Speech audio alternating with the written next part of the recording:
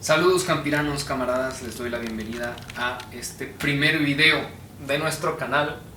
Se trata de una tertulia en el formato que decidí llamar beta, porque es un formato quizás un poco más suelto, un poco más libre, en el que les presento un tema que no he podido todavía blindar metodológicamente, pero que aún así son temas que me parecen interesantes, que se originan y obviamente vienen marcados por mi experiencia personal, pero trato de hacerlos con la mayor honestidad intelectual y así exploramos un poco tras bambalinas, por ende el nombre beta, la producción y los temas de este canal. Estoy muy contento, quizás un poco nervioso de tenerlos aquí por primera vez y bueno, aprovecho la ocasión también para traer al frente un tema que va a ser uno de los más quizás explorados y de los que más me parecen en lo personal interesantes de este canal, las artesanías, no solo de México, no solo de Europa, sino de todo el mundo, donde sea que me encuentre. Siempre tengo la propensión de ir a descubrir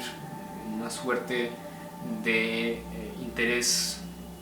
etnológico, culturológico, a las producciones artesanas, las producciones manuales de los pueblos que estoy visitando.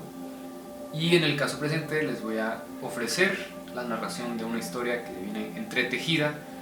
con el hilo de la amistad, con el hilo de la curiosidad, con el hilo de las particularidades folclóricas de Colombia, el país en el que me encuentro ahora mismo. Sin hacerles más misterios, vamos directamente al asunto y me complace introducirles a Vélez. Bueno, primero que nada, ¿de dónde sale este tema? ¿Por qué Vélez? ¿Dónde queda Vélez? ¿Y de qué se trata? Bueno, el pueblo al que les estoy llevando se encuentra en el departamento colombiano de Santander, a unos kilómetros al norte de la capital, Bogotá, adosado en las cordilleras andinas que corren hacia el norte del país, cerca de la frontera con Venezuela. Bueno, pero primero que nada, ¿cómo llegamos a este tema? ¿Y por qué es interesante? Bueno, la historia va así. Yo había llegado recientemente a Colombia y bueno, al poco tiempo de instalarme en la capital me ofrecieron ir a la mayor feria de artesanías del país, que ocurre a final de cada año. Y obviamente mi pequeño corazón de aficionado de las artes populares retozó, redobló, repicó, respingó, resaltó de todas las maneras posibles y obviamente no dije que no. Ya encontrándome en Corferias, el gran espacio de exposiciones de la capital, dejé a un lado a mis compañeros para que fueran a lo suyo y me puse a explorar un poco cuál era la oferta artesanal de Colombia, más que nada para ir descubriendo y irme haciendo una idea de cuáles eran las tradiciones fabriles, cuáles eran las tradiciones manufactureras del país. Yo claramente antes de venir les confieso que no tenía ningún conocimiento específico ni de la cultura del país, ni mucho menos de sus artesanías. A lo mejor tenía una imagen parva, un poco lacunaria de todo esto, atintada con toques de encanto por aquí y por allá. Bueno, el caso es que me detuve frente a uno de los puestos en el que avisté unas camisas bordadas y otras camisas de tela fina que me parecieron muy interesantes porque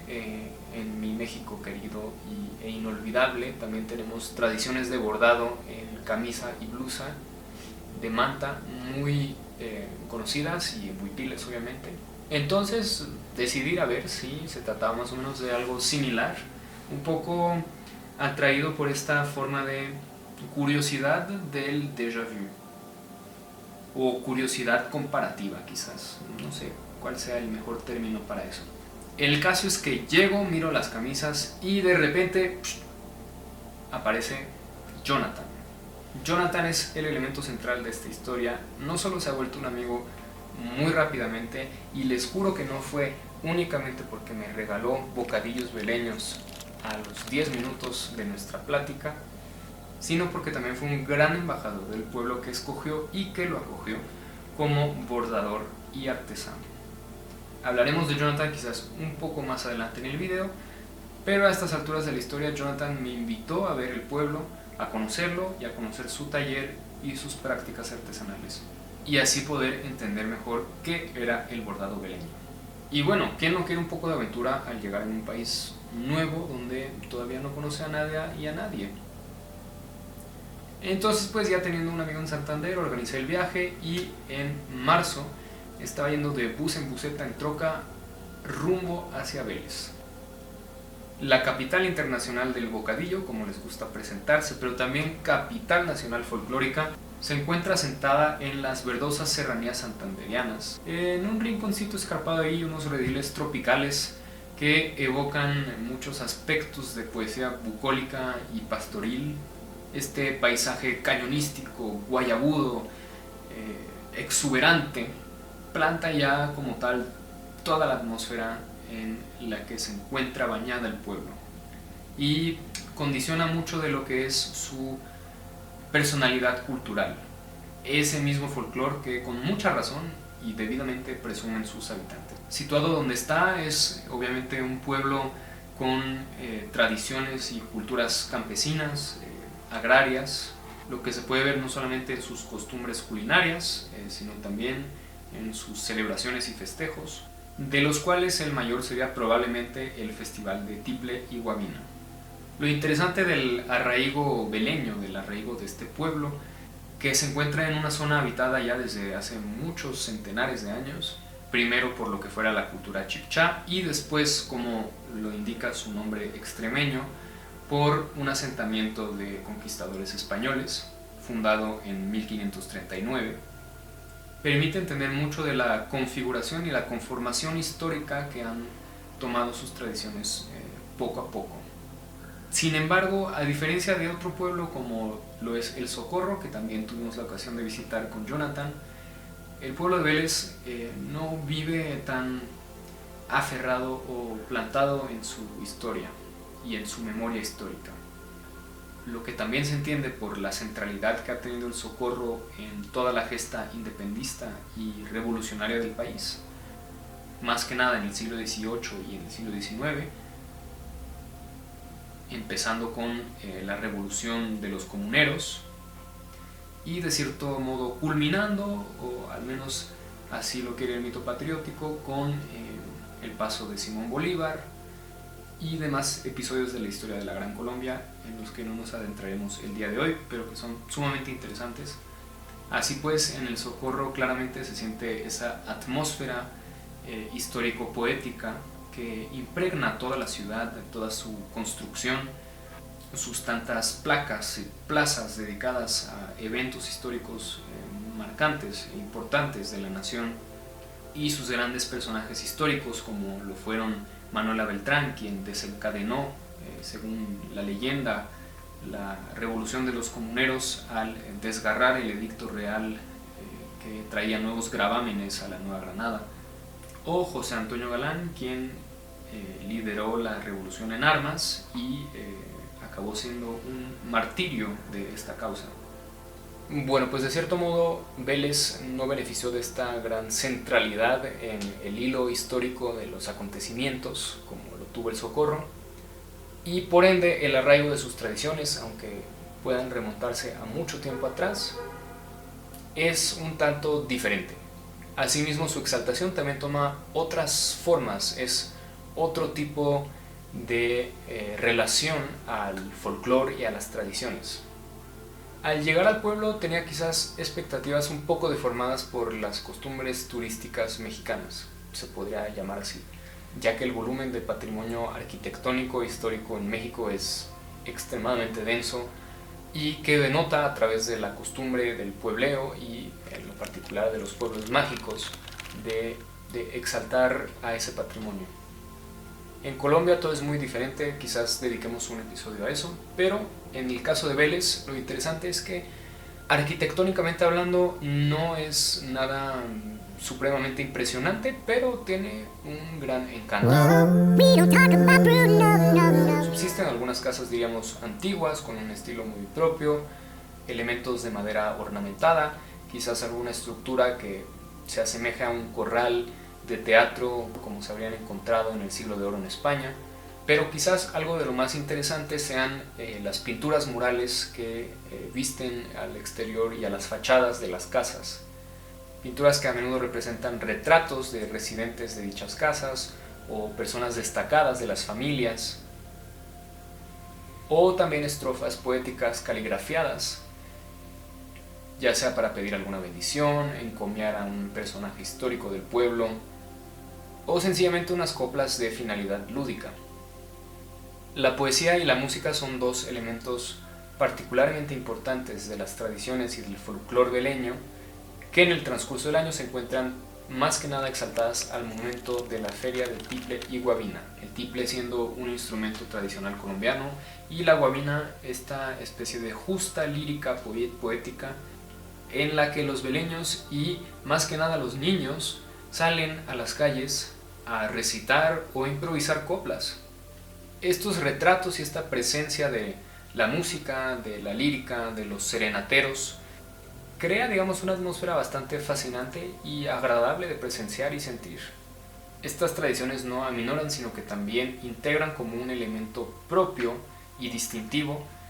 a los famosos bordados beleños y a los trajes típicos que habrían inspirado a los creadores ni más ni menos que de... Bueno, claro, cabe subrayar que la hermosura del pueblo parece haber sido realzada poco tiempo atrás a la luz del éxito de la película de Disney. Muchas fachadas fueron pintadas con el color rosa de la guayaba, otro elemento esencial de la cultura beleña que permite fabricar el bocadillo. Y bueno, como les decía, el éxito de Encanto y la vitrina mundial que ha supuesto para el traje beleño típico ha sido la raíz de cierta voluntad política del pueblo de, digamos, de embellecerse y de irse abriendo paulatinamente al turismo. Así pues existe una calle entera dedicada a la fábula de Disney y se remite mucho a ciertos elementos narrativos de esta película. Es interesante ver cómo ha habido una suerte de retroactividad entre las tradiciones del pueblo, la visión que su propia gente tiene de estas tradiciones y la posibilidad que consideran de usarlas como atractivo, tal y como si hubiese un intercambio constante entre el apego a las costumbres y la conciencia que se tiene del valor de estas.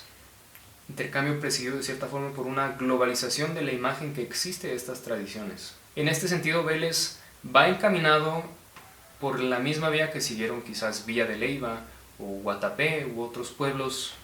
pero con la ventaja de tener una forma de escaparate internacional en la película de animación.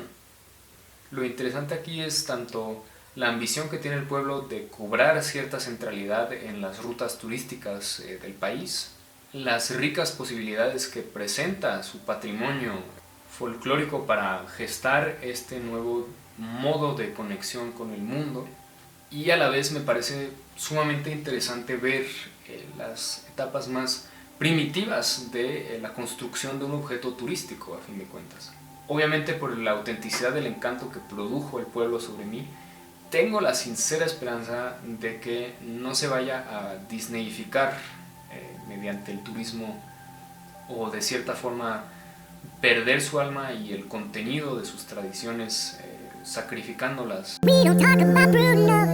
Bueno, camaradas, me acabo de dar cuenta que la cámara ya no está grabando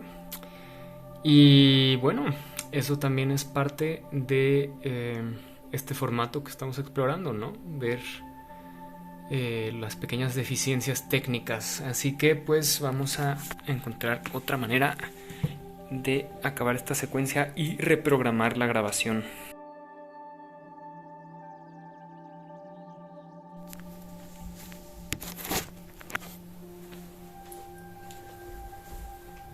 Bueno amigos, así como les decía entonces, ¿En qué estaba?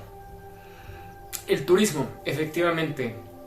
Me parece bastante interesante ver cómo Vélez encarna, de cierto modo, una etapa anterior a todo lo que puede ser, digamos, el turismo magicoide o el turismo que tiende cada vez al turismo más de masa. Con lo cual me parece relevante observar cómo están tanto desarrollando estrategias para atraer e interesar posibles visitantes extranjeros en lo particular y también nacionales, recurriendo a esta vitrina internacional, intergeneracional y quizás inclusive de cierto modo muy representativa y muy encajada dentro de este universal moderno, si podemos llamarlo así, o esta forma de universal estándar que son las películas de Disney, en este caso la de Encanto, y cómo logran entrecruzar, mezclar esta identidad con su identidad propia y rescatando los elementos de su identidad originaria dentro del producto que los creadores y la empresa, digamos el modelo industrial creativo de Disney. Y bueno, siendo esto, el pueblo está dirigiéndose hacia cierta forma de integración dentro de la globalización, y esto es lo que también me parece sumamente interesante, es ver cómo un pueblo que pues está bastante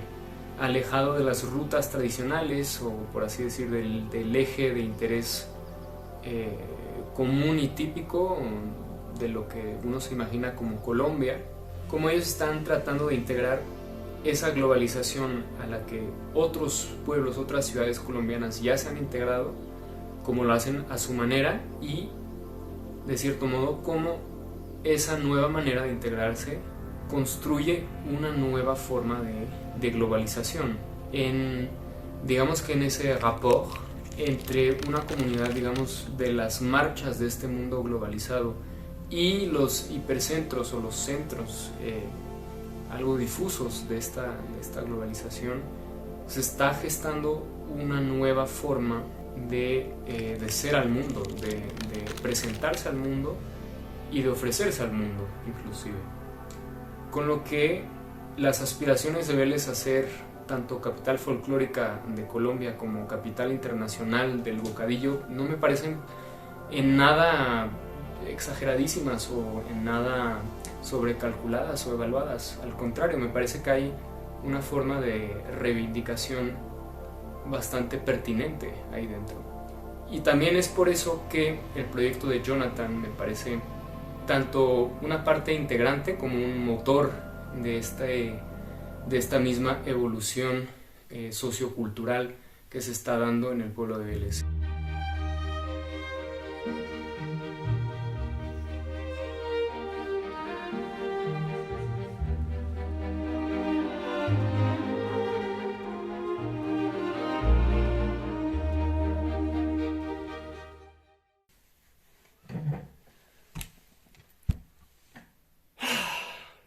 Bueno, camaradas, a hablar un poco del proyecto de Jonathan. Primero que nada, el trabajo de Jonathan se inscribe en el desarrollo de una marca,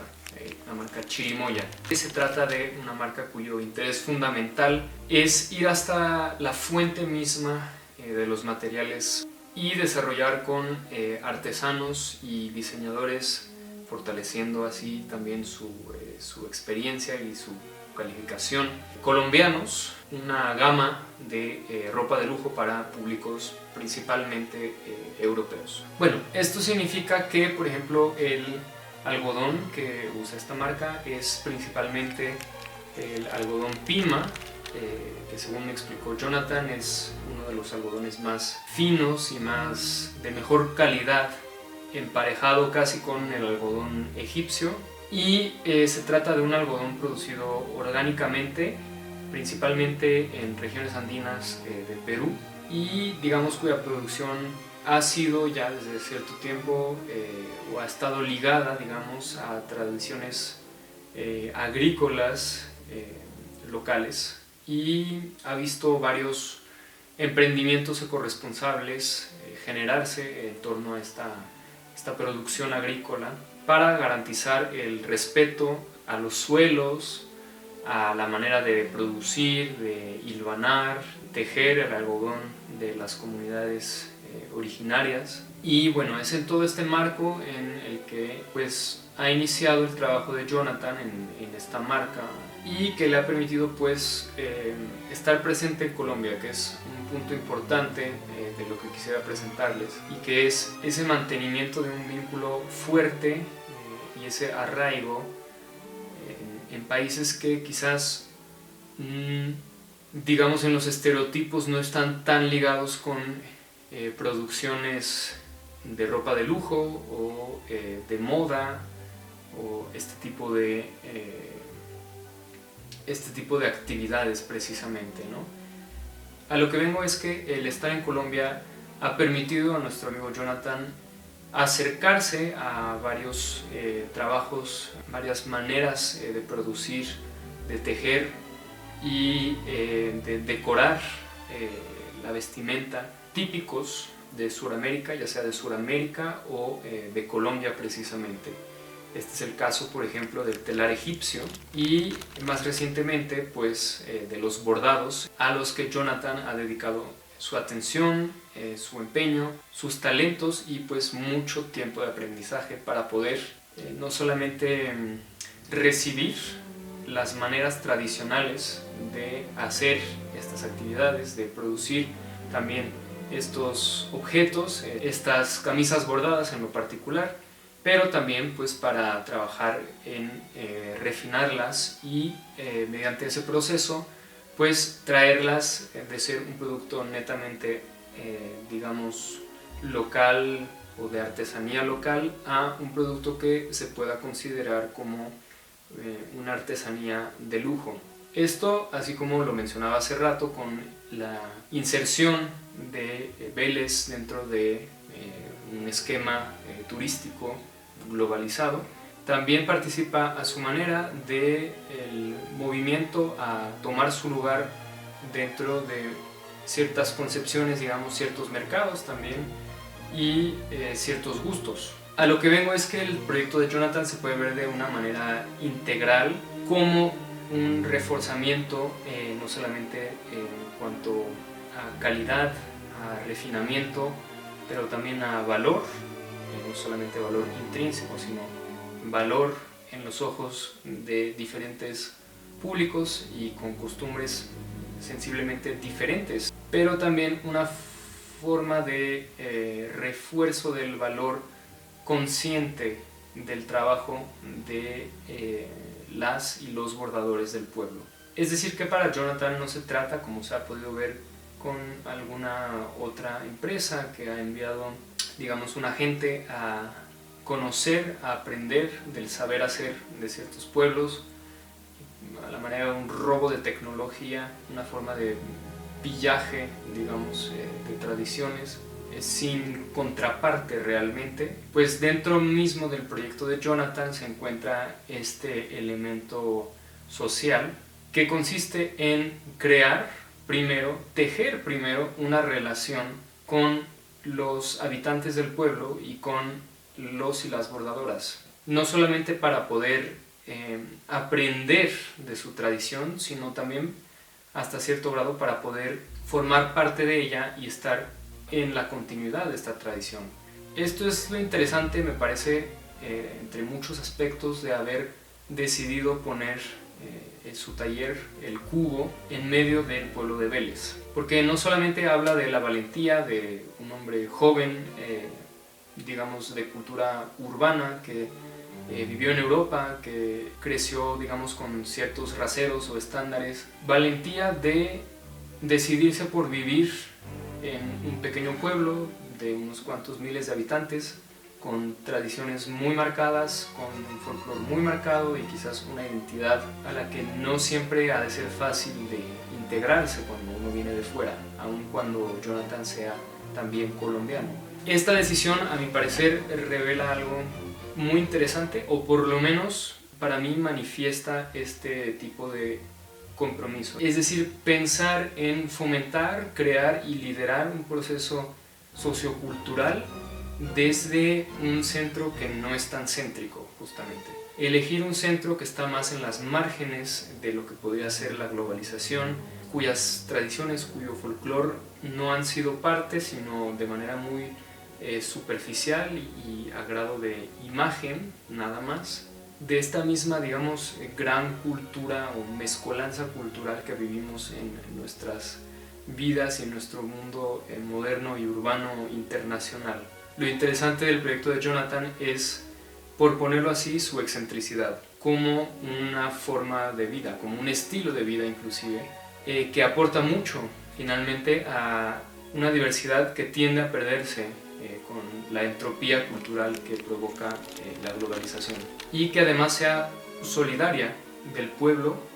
cuyas costumbres, cuyas tradiciones y cuyas artes se están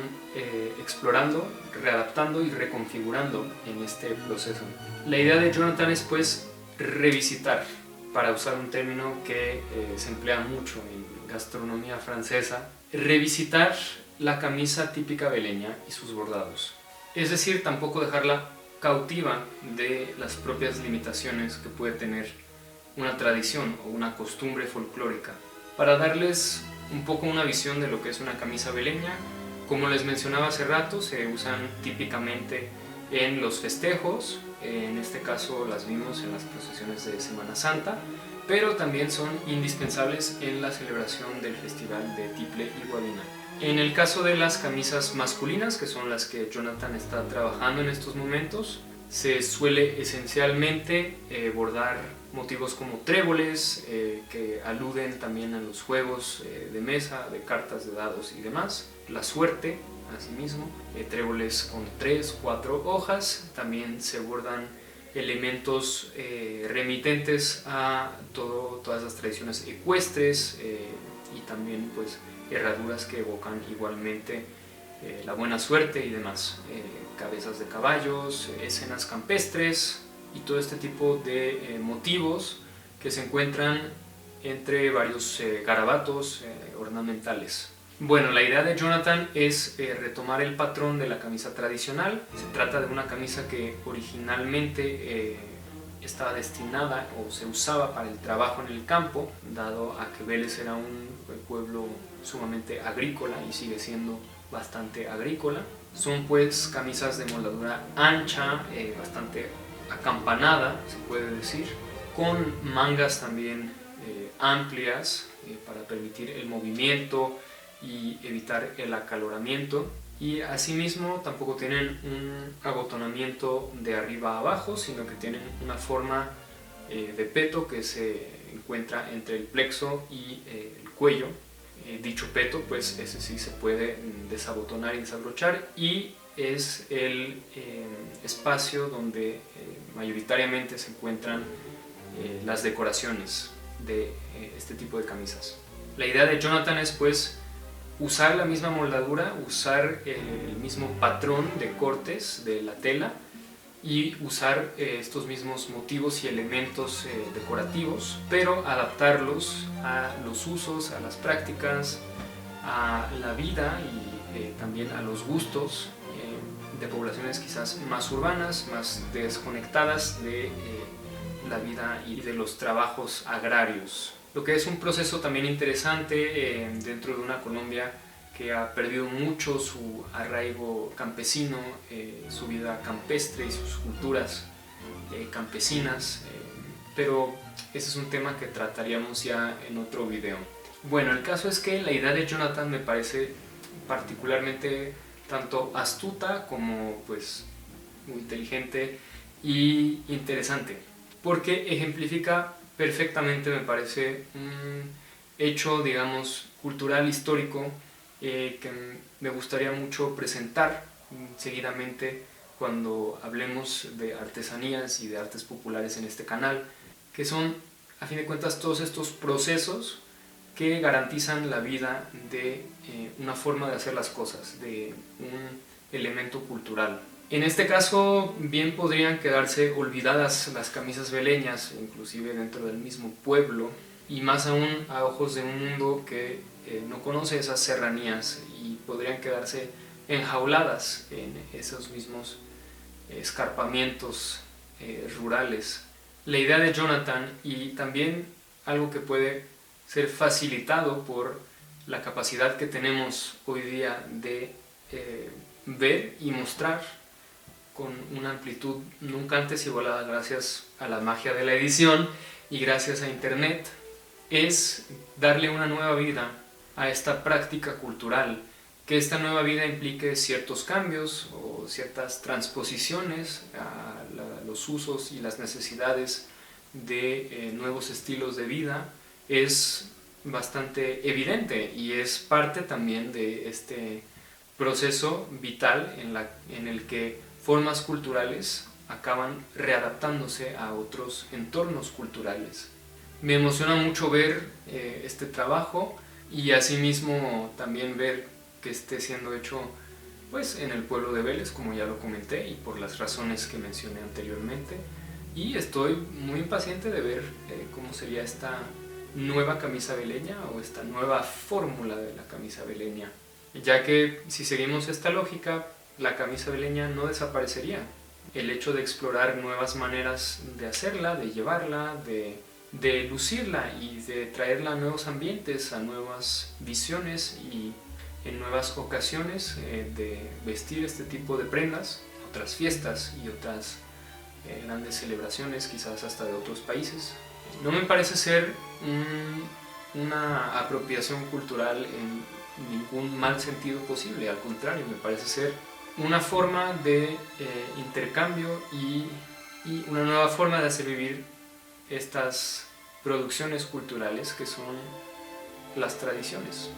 Bueno, camaradas, hasta aquí el primer video que les propongo. Es una reflexión que sigue en la molienda. Seguimos trayéndole su buen ajonjolí y su cacahuate y todo. Es también un tema que pues voy a seguir explorando, así como me comprometí, y obviamente les mostraría los resultados de esta nueva interpretación de la camisa beleña. No obstante, se vienen más videos sobre otros temas también sumamente interesantes y espero verles por aquí